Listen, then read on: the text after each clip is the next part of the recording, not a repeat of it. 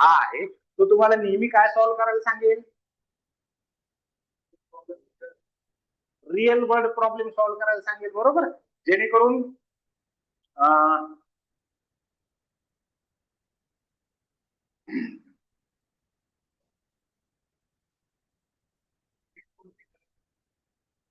नाही नाही आवश्यकता आपल्याकडे केल्यानंतर आपण त्या लीड कोडला का प्रमोट करू. Lead code is a website right.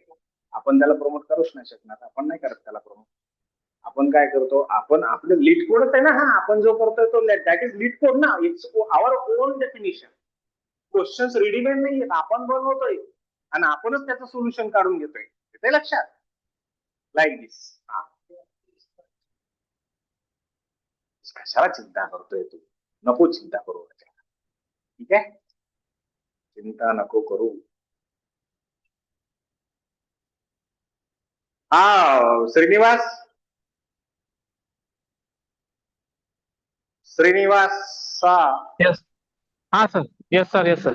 बरं, मला फक्त एवढंच सांग, कारण आता मला इथे सिस्टम दुसरी नाहीये माझ्याकडे चेक करण्यासाठी. व्हिडिओ जो तुला दिसतोय तो कसा दिसतो आहे, म्हणजे अक्षर जे दिसतात, अक्षर दिसतात बोर्डवरचे. फुल स्क्रीन नाही आहे सर. फुल स्क्रीन नाहीये, ठीक आहे.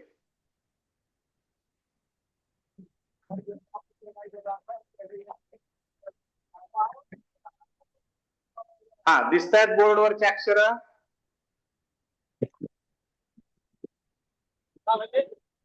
दिसतायत का? सर तुमची जी स्क्रीन आहे का ती हा ते राईट साईडला आहे ना, ती मोठी केली ना दिसून जाईल सगळं. थांब ना, थांब ना एक मिनिट.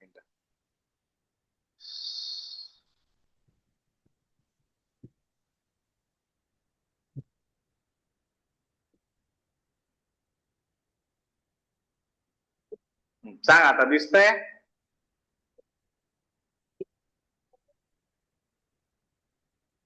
काय दिसतंय? Yes sir. डेस्कटॉप तुमचा. लॅपटॉपची स्क्रीन दिसते आणि बोर्ड दिसतोय. हो बोर्ड क्लिअर हो आहे? क्लिअर आहे, आवाज क्लिअर आहे? हो चल, तर हो. आम्ही काय केलं होतं, 2 दिवसापूर्वी एक लेक्चर ज्या दिवशी घेतलं होतं, लेक्चर आपलं नॉर्मल होतं. लेक्चर होतं की आपल्याला अंडरस्टँड करून घ्यायची होती एक सर्वसाधारण प्रोग्राम लिहिण्याची पद्धत काय असते. आणि ती पद्धत आपण शिकत असताना काही स्टेप्स आपण पाहिल्या होत्या, ज्याच्यामध्ये सी लँग्वेजचे जे आपण महात्म्य बघितलं होतं काही दिवसा अगोदर, ते ऍक्च्युली तसं आहे का, आणि मग तसं असेल तर त्याच्यामध्ये प्रोग्राम कसा लिहायला पाहिजे याच्याविषयीच होतं. तर मी आज रिपीट करत नाही, तुम्हाला मी नंतर कधीतरी शिकवेलच ते. आज मी त्याला कंटिन्यू करतोय पुढे. ठीक आहे. सो आपण काय केलं होतं, प्रोग्राम जिथपर्यंत लिहिला होता तिथपर्यंत लिहितो आणि मग पुढे जातो. ज्या वेळेस श्रीनिवास असं वाटेल की तुम्हाला समजणार नाही, तुम्ही विचारू शकता. ठीक आहे. Okay okay.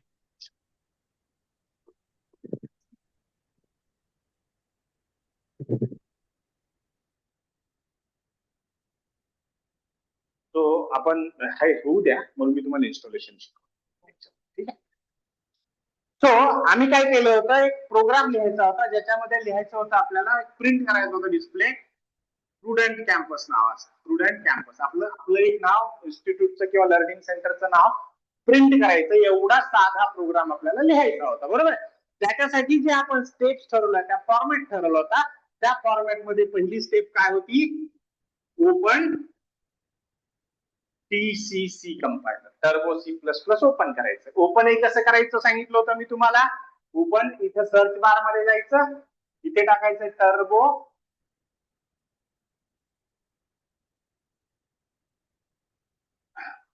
टर्बो, आणि हे टर्बो असं ओपन करायचं, right. Once we open the turbo, turbo ज्यावेळेस आपल्याकडे ओपन होईल, त्याच्यानंतर हे टर्बो ओपन करण्यासाठी बटन आहे, ते प्रेस केल्यानंतर अशा पद्धतीचं टर्बो ओपन होईल, राईट. आता हे टर्बो ओपन झाल्यानंतर काय करायचं, सेकंड स्टेप जी होती आपली, ती होती add the header file. Header file add करणं विसरले. हा, कोड क्लिअर करणं वगैरे ते ह्याच्यामध्ये झालं फर्स्ट स्टेप मध्ये. सेकंड स्टेप जी आहे ती आहे add header file. Header file कशी ऍड करायला सांगितली होती आपण, हॅश इन्क्लूड stdio.h. याच्यामध्ये काय आहे, स्टँडर्ड इनपुटचे आणि आउटपुटचे काही फंक्शन्स आहेत. त्या फंक्शनचं कलेक्शन आहे. म्हणजे आपल्याला मदत होईल अशा पद्धतीचं जर आउटपुट करायचं असेल आपल्याला तर याच्याशी रिलेटेड काही फंक्शन्स आहेत. उदाहरणार्थ प्रिंटफ नावाचं फंक्शन आहे, बरोबर. त्याच्यानंतर थर्ड स्टेप काय सांगितली ती आपण सांगितली होती write the main function. Don't write it, सगळं आहे तुमच्याकडे, मिळून जाईल तुम्हाला, टेन्शन नाही. ठीक आहे. So right the main function. आता मेन फंक्शन ज्या वेळेस विषय येतो, मेन फंक्शन काय आहे बाबा, तर Shrinivas main function is the heart of C program. म्हणजे काय, जसा माणसाच्या बॉडीमध्ये महत्व आहे, हार्ट जर बंद असेल तर माणूस मृत कसा घोषित धरला जातो, तसंच सी लँग्वेजच्या कुठल्याही कोड मध्ये जर मेन नावाचं फंक्शन नसेल तर तो कोड डेड समजला जाईल, तो एक्झिक्यूट कधीच होणार, right. And that is why C चं जे हार्ट आहे त्याला आपण काय म्हणतोय, मेन फंक्शन म्हणतो, बरोबर आहे. आणि मग main function is the heart of C language. पण मग ह्या मेन फंक्शनची गरज काय पडते, तर ती गरज कधी कळेल आपल्याला, ज्यावेळेस आपण याचं ऍप्टिट्यूड शिकू, याचं डीएसए शिकू, त्यावेळेस गरज पडते. मी सांगेल तुम्हाला. फोर्थ स्टेप काय आहे, याच्या नंतरची फोर्थ स्टेप आहे ती म्हणजे कंपाईल द प्रोग्राम.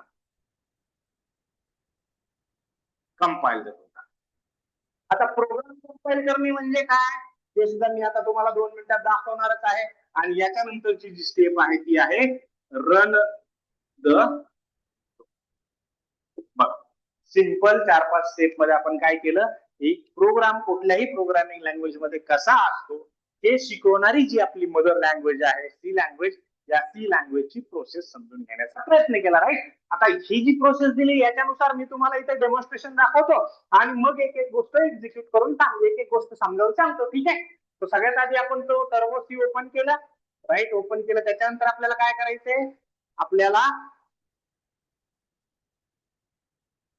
इथे नवीन फाईल तयार करतो. नवीन फाईल तयार केली,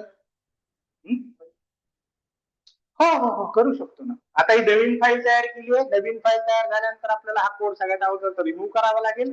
जो कुठला कोड असेल तो हा रिमूव्ह केला, ठीक आहे. सांगितली काय दुसरी स्टेप सांगितली, hash include stdio.h header file, right. Second step काय आहे, third step main function. Void लिहावं लागेल आपल्याला आणि मेन लिहावं लागेल. आता हे वाईड काय आहे मी तुम्हाला नंतर सांगेल ज्यावेळेस आपण फंक्शन नावाचं चॅप्टर बघू, ठीक आहे. त्या चॅप्टर मध्ये सविस्तर ह्या वाईड विषयी चर्चा करू आपण, ठीक आहे. त्याच्यानंतर आपल्याला काय लिहायचंय, आपल्याला हे जे फंक्शन आहे म्हणजे हा जो आपल्याला स्टुडंट कॅम्पस नावाचं प्रिंट करायचंय. समजा आपल्याला काय प्रिंट करायचंय, स्टुडंट कॅम्पस हे प्रिंट करायचे, राईट. आता हे प्रिंट करण्यासाठी सी लँग्वेज मध्ये एक ऑलरेडी प्री डिफाईन्ड फंक्शन आहे ज्याचं नाव आहे प्रिंटफ. त्या फंक्शनला असं वापरावं लागतं, सेमी सर्क्युलर ब्रेसेस मध्ये असं टाकायचं, त्याला डबल इन्व्हर्टेड कॉमाच्या आतमध्ये टाकायचं आणि इथे सेमिकोलन द्यायचं. आता बघा आपल्याला काही गोष्टी माहित व्हायला लागल्यात की हे असं करायचं, ते तसं करायचं, याला असं लिहावं लागतं, याला तसं लिहावं लागतं आणि यालाच प्रोसेस म्हणतात, दुसरं तिसरं काही नाही. आता ही ज्यावेळेस आपली प्रोसेस होईल, ही ज्यावेळेस आपली स्टेप होईल, मेन फंक्शन लिहिलंय आपण, त्या मेन फंक्शनच्या आतमधलं लॉजिक सुद्धा लिहिले. याच्या आतमध्ये जे लिहिलंय ना हे, याला काय म्हटलं जातं, लॉजिक ऑफ द प्रोग्राम म्हटलं जातं, लॉजिक, ठीक आहे. हे जे लॉजिक लिहिलंय, हे लॉजिक जर तुम्हाला रन करायचं असेल किंवा एक्झिक्यूट ज्याला म्हणतो ते करायचं असेल तर तुम्हाला नेक्स्ट स्टेप करावी लागते, ती म्हणजे कंपाईल द प्रोग्राम. मला एक सांगा श्रीनिवास, किती लाईनचा प्रोग्राम दिसतोय तुम्हाला, हा किती लाईनचा प्रोग्राम आहे सर? 5 लाईनचा प्रोग्राम आहे, राईट. कंपाईल करण्यासाठी बघा वरती मेनू दिसतोय, फाईल, एडिट, सर्च, रन आणि त्याच्यानंतर कंपाईल दिसतोय. तर त्याच्यामधलं जे सी लिहिलेलं आहे त्याच्यावरती रेड अक्षर आहे, म्हणजे आपण ऑल्ट सी प्रेस केलं तर तिथे पोहोचूयात. बघा पोहोचलो, ऑल्ट सी प्रेस केल्यानंतर आपण तिथे पोहोचलो, राईट. आता काय करायचंय, कंपाईल करायचं म्हणजे एंटर मारायचं. मला एंटर केलं. कधीही ज्या वेळेस असा एखादा मेसेज डिस्प्ले येत असेल, पॉपअप येत असेल, त्याच्याकडे दुर्लक्ष करू नका, तो पूर्ण वाचा, म्हणजे तुम्हाला समजेल की बिहाइंड द सीन काय होत आहे. बघा आता आपला तुम्ही सांगितल्यानुसार चैतन्य कोड किती लाईनचा आहे, 5 लाईनचा कोड आहे, बरोबर. आणि इथं तो काय सांगतोय बघा, वाचा बरं जरा किती. डू यू रिअली थिंक की या 313 लाईन्स आहे? काय श्रीनिवास, आहेत का 313 लाईन? Yes sir. नाहीये, बरोबर. म्हणजे त्याचा अर्थ कंपायलर किंवा आपला जो कॉम्प्युटर आहे तो खोटं बोलतोय आपल्याशी. सरळ सरळ दिसतंय ना आपल्याला, 313 म्हणतोय आपण, मोजल्या 5च निघल्या, राईट. पण आपला कॉम्प्युटर खोटं बोलत नाहीये. He is very true. आणि कसं काय ट्रू आहे? तर ट्रू असण्याचं कारण आहे, अगदी सुरुवातीपासून आपल्याला सगळ्यांना माहिती आहे की कॉम्प्युटर डज नॉट नो और he doesn't understand human language. म्हणजे इंग्रजी त्याला कळत नाही, बरोबर. कळते त्याला कुठली भाषा कळते? 0 आणि 1 ची. म्हणजे त्याला मशीन लर्निंग म्हणतो ती कळते, त्याला मशीन लँग्वेज म्हणतो ती कळते त्याला, बरोबर. आता ही जी मशीन लँग्वेज आहे ही मशीन लँग्वेज आपल्याला कळत नाही. कळते का?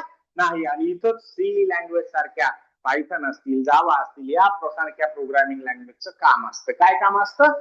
तुम्हाला जे करायचंय ते तुम्ही तुमच्या भाषेत लिहा, ते जे करून घ्यायचंय ते मी कॉम्प्युटरच्या भाषेत ट्रान्सलेट करेल, कॉम्प्युटरला देईल, आणि कॉम्प्युटर त्याच्याकडनं आलेलं आउटपुट त्याच्या भाषेतलं देईल, ते परत तुम्हाला दाखवताना मी तुमच्या भाषेत. याच प्रोसेसला कंपायलेशनची प्रोसेस काय म्हणतात? कंपायलेशनची प्रोसेस. म्हणजे इथं आपल्याला इकडे असेल तो मशीन लँग्वेजचा कोड असेल, इकडे असेल तो इंग्लिशचा कोड असेल, बरोबर. हा इंग्लिशचा कोड कंपायलर काय करतो? इथे टाकतो आणि मशीन लँग्वेज मध्ये हे करतो, ट्रान्सलेट करतो, ट्रान्सफॉर्म करतो, आणि इथून ते इथं याला मेसेज जातो, इथून आउटपुट येतं. आउटपुट तर ते सुद्धा मशीन लँग्वेज मध्येच असतं. त्या आलेल्या आउटपुटला कन्वर्ट केलं जातं ह्युमन रिडेबल लँग्वेज मध्ये, आणि आपल्याला अल्टिमेटली ह्युमन रिडेबल लँग्वेज मध्येच आउटपुट मिळतं. या एंटायर प्रोसेसला काय म्हटलं जातं? कंपायलेशनची प्रोसेस म्हटलं जातं. आणि मित्रांनो काय होतंय माहितीये का? इथे जे प्रुडंट कॅम्पस किंवा हे 4-5 लाईनचे वाक्य लिहिले तुम्ही, या लाईनला 0 आणि 1 च्या लँग्वेज मध्ये जर ट्रान्सफॉर्म केलं तर त्याची लाईनची जी स्ट्रेंथ आहे ती तितकी जास्त बनते. आणि म्हणून कंपायलेशनच्या प्रोसेसमध्ये नेहमी तुम्हाला अशा प्रकारच्या एक्स्ट्रा लाईन्स दाखवते. तुम्हाला असं वाटेल की खोटं बोलतोय, नाही, हे खोटं बोलत नाही, कारण इंग्लिश लँग्वेज आहे, तुमची ट्रान्सलेट केली जाते 0-1 च्या म्हणजे मशीन लँग्वेजच्या लँग्वेज मध्ये, आणि मग तुम्हाला ते दाखवलं जातं की इतक्या लाईन आम्ही कंपाईल केल्या, आणि जसं सी लँग्वेजचं स्ट्रक्चर आहे त्याच्यानुसार त्या योग्य आहेत, म्हणून तुमचा कोड रन होण्यायोग्य आहे. त्याचा मेसेज कुठे मिळतो आपल्याला? बघा, वॉर्निंग 0, एरर्स 0. ज्या वेळेस एरर 0 असतील त्याच वेळेस सी लँग्वेजचा कोड रन होईल, अन्यथा तो कुठल्याही अदर सिनेरिओ मध्ये रन होणार नाही. एक एरर जरी असेल त्याला तरी तो रन कधीही होणार नाही. आणि म्हणून आपण सी लँग्वेज शिकतोय, कारण आपल्याला प्रोसेस माहित पडेल. कसं? तर इकडे बघा, आपण इथे फक्त हे जे लॉजिक आहे ना, त्याचा जर हात टाकलेला स्लॅश होता तेवढा काढला नुसता तरी देखील आपला कोड रन होणार नाही. बघा, 3 त्याला माहित नाही लॉजिक काय आहे, बरोबर. बरं, तुम्हाला असं वाटतं की इंग्लिश मध्ये लिहिलंय म्हणून माहित नसेल त्याला, चला हे काढून टाकू आपण, दुसरं काहीतरी. दुसरं काय लिहायचंय? तर चला फक्त कॉमा दिला, ठीक आहे. बघूया ट्राय करून. चुकलं म्हणते, नाही जमत म्हणते, कॉमा सुद्धा नाही जमत. एवढूसा कॉमा आहे, जमायला का त्याला? नाही जमत. म्हणजे प्रोसेस किती स्ट्रिक्ट आहे, आणि आपण जर स्ट्रिक्ट पद्धतीने शिकलो तर कदाचित आपल्याला ते चांगल्या प्रमाणे जमेल, आणि म्हणून आपल्याला सी लँग्वेज शिकायला, राईट. आता प्रोसेस मध्ये लक्षात आलं तुमच्या की स्वल्पविराम, कॉमा वगैरे सुद्धा चालत नाही. बाकीचं तर चालणं दुराप असतं, ते बाकीचं चालायचा काही संबंधच नाही. आहे का काही संबंध? नाहीये. मग ही जी कंपायलेशनची प्रोसेस आहे ही प्रोसेस झाल्यानंतर आपल्याला काय सांगितलंय? Run the program. Program run करायचा. रन करण्यासाठी परत इथे आर नावाचा मेनू दिसतोच आहे आपल्याला. ऑल्ट आर प्रेस केलं आणि एंटर प्रेस केलं तर रन होईल प्रोग्रामचं आउटपुट. यायला हवं होतं, आलं का आउटपुट? परत एकदा बघा, ऑब्झर्व केअरफुली. आलं का output? I run this program twice. Shrinivas, मी हा प्रोग्राम 2 वेळेस रन केलाय, आलं का आउटपुट? नाही. याचा अर्थ आपलं काहीतरी चुकत आहे, किंवा कॉम्प्युटरचं काहीतरी चुकत आहे. बट माय डिअर फ्रेंड, ना कॉम्प्युटरचं चुकतंय ना तुमचं चुकतंय. का आणि कसं? तर त्याचं रिझन असं आहे की सी लँग्वेज डायरेक्टली रॅम वरती जाऊन काम करते. कुठे जाऊन काम करते? रॅन्डम ऍक्सेस मेमरी वरती जाऊन काम करते, आणि जे काही रॅम वरती डायरेक्ट जाऊन काम करत असतं त्याची स्पीड भयंकर असते.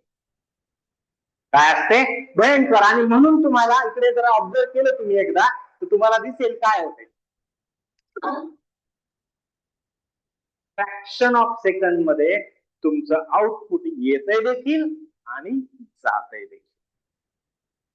It is not a human eyes capacity to hold that output screen.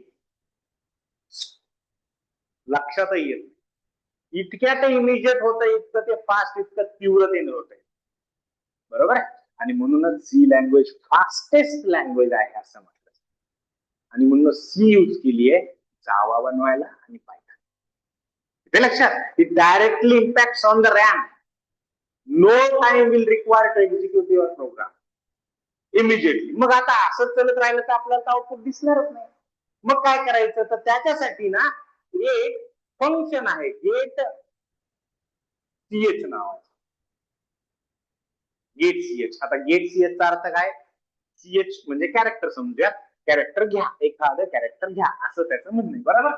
आता हे जे फंक्शन आहे ना ते फंक्शन परत एका दुसऱ्या लायब्ररीचं किंवा हेडर फाईलचं फंक्शन म्हणून तिला सुद्धा आपल्याला ऍड करावं लागतं. हॅश include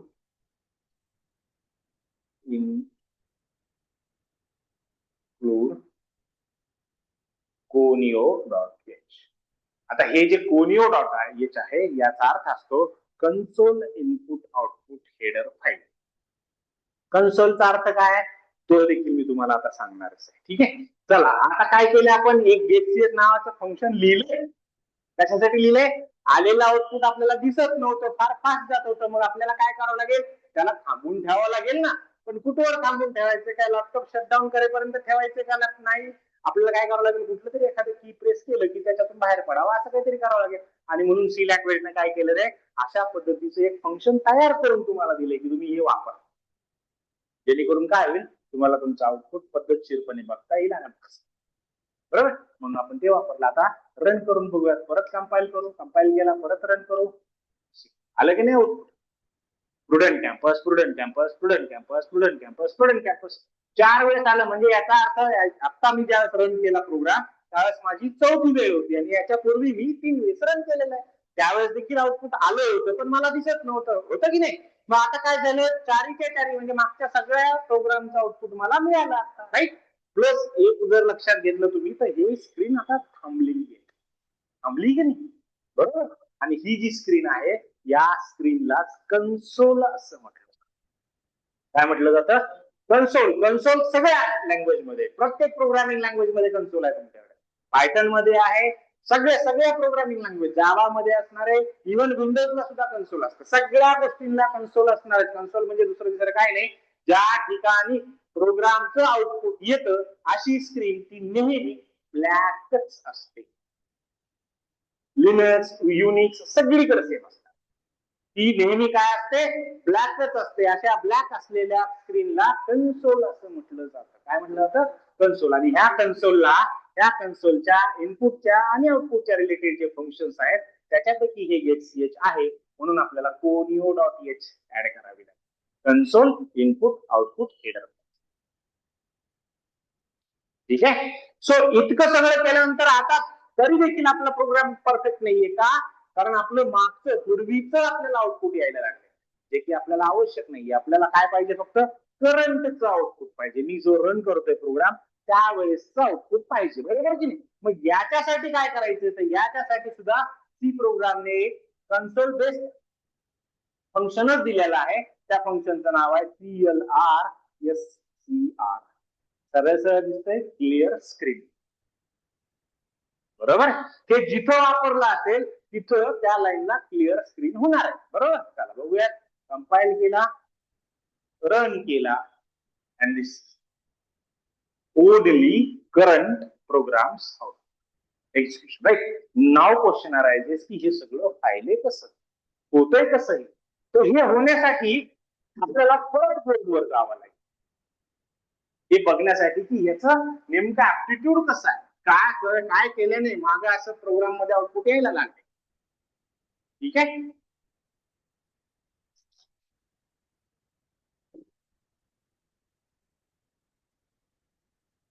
बघा या ठिकाणी नाही, कुठल्याही प्रोग्रामिंग लँग्वेज मध्ये कुठल्याही टेक्नॉलॉजीमध्ये ज्यावेळेस तुम्ही प्रोग्राम लिहित असता त्यावेळेस तुमचा एकमेव मित्र असतो तो म्हणजे असा चेहरा काढायचा, तुम्हाला जितका चांगला तितका काढा, कुठलाही, ठीक आहे. अँड आई, मला असं वाटतं की हा माझा खूप चांगला मित्र आहे. त्या मित्राचं नाव आहे कंपायलर. काय नाव आहे? कंपायलर. आता ज्या व्यक्तीला त्या कंपायलरला चांगल्यात चांगल्या पद्धतीने समजावून सांगता येतो तो व्यक्ती सगळ्यात चांगला प्रोग्रामर असतो, बरोबर. कारण ह्याला समजून सांगितलं तर हे कॉम्प्युटरला सांगेल, कॉम्प्युटर कडून आउटपुट काढून दिलं आपल्याला, बरोबर. म्हणून compiler is our best friend. आपल्या टेक्निकल जर्नी मधला सगळ्यात जवळचा मित्र कोणी असेल तर हा कंपायलर आहे, बरोबर. मग हा कंपायलरचा रोल काय इथे? तो रोल असतो ज्यावेळेस तुम्ही रन नावाचं बटन दाबता, रन एक्झिक्यूट करण्यासाठी, आता जसं केलं तसं, त्यावेळेस काय होतं तर हा कंपायलर तुमच्या प्रोग्रामच्या विंडोच्या आतमध्ये एंटर करतो, ठीक आहे. प्रोग्रामची विंडो आहे त्याच्या आतमध्ये एंटर केलं, त्याच्या आतमध्ये एंटर केल्या केल्या सगळ्यात पहिलं काय होतं, सगळ्यात अगोदर काय होतं तर हे या चिन्हाला शोधतं. हॅश कुठं लिहिलंय ते शोधतं. कशासाठी? Pre processing data. म्हणजे काय? जिथे कुठे लिहिले असेल त्याच्या समोरचं सगळ्यात अगोदर कर, बाकीचं गेलं पुढं, काय घेणं देणं नाही. सगळ्यात आधी काय करायचंय, ज्या गोष्टीच्या समोर हॅश लिहिलेलं असेल ते कम्प्लीट करायचे, ती टास्क सगळ्यात पहिले कम्प्लीट करायची. मग भले ते खाली लिहिलं असलं तरी काही प्रॉब्लेम, कुठे लिहिलेलं असलं तरी काही प्रॉब्लेम नाही, बरोबर. आलं लक्षात? मग तो ह्या इथे हॅश काय लिहिलंय? इन्क्लूड लिहिलंय. इन्क्लूड काय आहे? मोदी साहेब आहेत, कीवर्ड आहे, राईट. त्याच्यानंतर काय आहे? stdio.h आहे. तो हा काय करतो, सी लँग्वेजची जी लायब्ररी आहे त्याच्यामध्ये हेडर फाईल्स ठेवलेल्या आहेत, तिथे जातो, तिथे stdio.h नावाची एक हेडर फाईल असते, ही हेडर फाईल तिथून उचलतो, उचलली आणली आपल्या प्रोग्रामच्या आतमध्ये, साईडला ठेवली का तर लागली तर वापरता येईल. That's it. इन्क्लूड करण्याचं काम काय प्रोग्रामसाठी तयार करून ठेवली. आणि त्याच्यानंतर दुसऱ्या लाईनला सुद्धा आहे, तो काय करेल, परत इथून उचलेल कोणी .h, इथे आणून ठेवली प्रोग्राम, जर लागली तर वापरेल, बरोबर. पुढे नंतर काय करायचं तर कंपायलरला नेहमी हे संपलं रे संपलं की तो विचारतो, काय विचारतो? Where is main function. कारण आपल्याला माहित आहे main function is the heart of C program, right. Where is main function. तर मेन फंक्शन कुठं दिसतंय त्याला? जिथं कुठं MAIN दिसेल आणि त्याच्यासमोर पॅरेंथेसिसचं चिन्ह दिसेल, याचा अर्थ त्याला समजून जाईल की हे मेन फंक्शन आहे. फक्त एवढं समजतं का त्याला? तर नाही. जिथं असं मेन लिहिलेलं आहे, फंक्शन लिहिलेलं आहे आणि असा कर्ली ब्रेसेस ओपनिंग क्लोजिंग केले, तिथे त्याला ही आयडेंटिफाय की my program is from this line to this line, बरोबर. And I need to execute all these lines one after one. How romantic. काय आहे? या ओपनिंग कर्ली ब्रेसेस पासून या क्लोजिंग कर्ली ब्रेसेसच्या पर्यंत आतमध्ये जे जे काही लिहिलेलं असेल ते एक एक लाईन मला एक्झिक्यूट करावी लागेल, हे त्याचं काम, बरोबर. मग त्याच्यामध्ये जर एक्झिक्यूट करायचं तर काय करावं लागेल, तो वाईड मेन फंक्शनच्या आतमध्ये असा कर्ली ब्रेसेसच्या आतमध्ये उतरेल, कर्ली ब्रेसेसच्या आतमध्ये उतरलं काय लिहिलेलं आहे? CLRS. What does it mean? No, he does not know anything. बघा, कंपायलरचा सारखा विचार करा. Compiler does not know anything, त्याला काहीही माहित नाही, म्हणून तो काय करतो? CLR ची डेफिनेशन कुठे आहे? conio.h मध्ये आहे.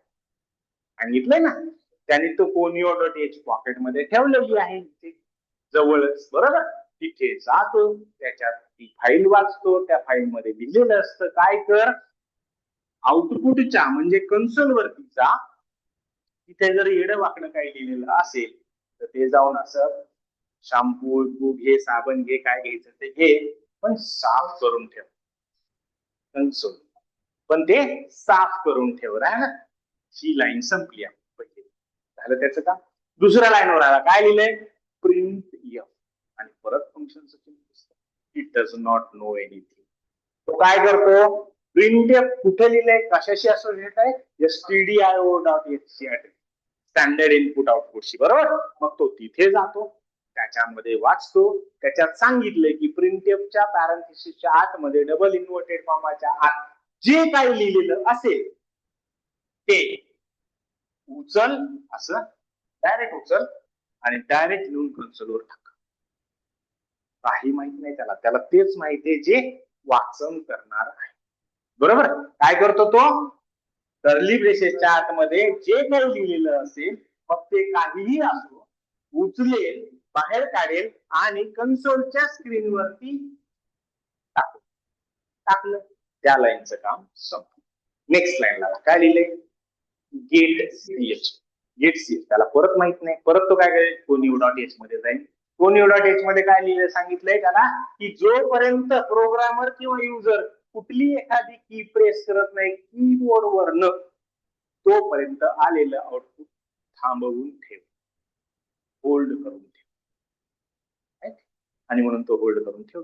जसंच आपण त्याच्यावरती क्लिक करतो, एखादी एंटर करतो की, तसंच तो त्या क्लोजिंग कर्ली ब्रेसेसच्या बाहेर येतो आणि परत कुठे जाऊन बसतो? Right. So this is the entire execution of a single line C program.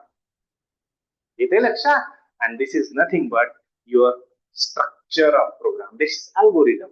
Algorithm follows data structure. Data structure algorithm, it happens behind the scene. आणि हे जर माहित असेल तुम्हाला, you control your data analytics, you control your data science, you control your data engineering.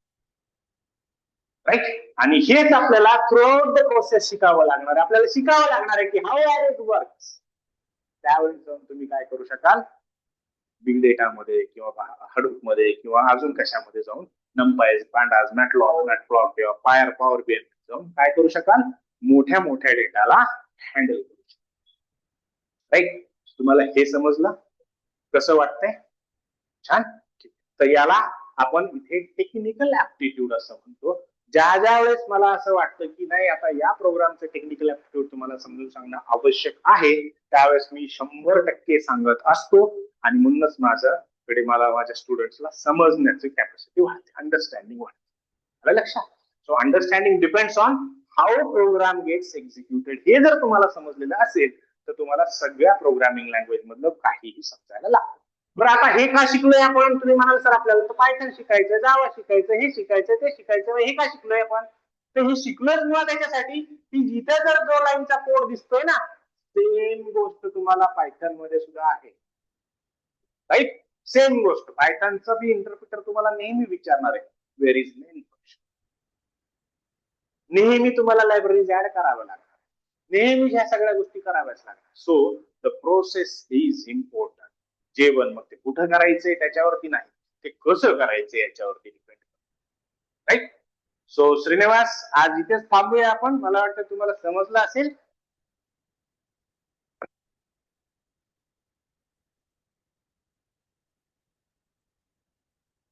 मी देतो ना, सांगतो. श्रीनिवास, समजलं असेल तुम्हाला? हा सर, येस. समजलं ना? चलो, थँक्यू फॉर जॉईनिंग अस. हे थोडस तुमचं माइंडसेट तयार करण्यासाठीच आपले लेक्चर्स आहेत, 1-2-3 दिवस, आणि मग फुल फ्लेज आपण चालू करतो. ठीक आहे? चलो ठेवूया. बंद करतोय मी मीटिंग. Okay okay. चलो, bye bye, take care. Bye bye. काय झाले?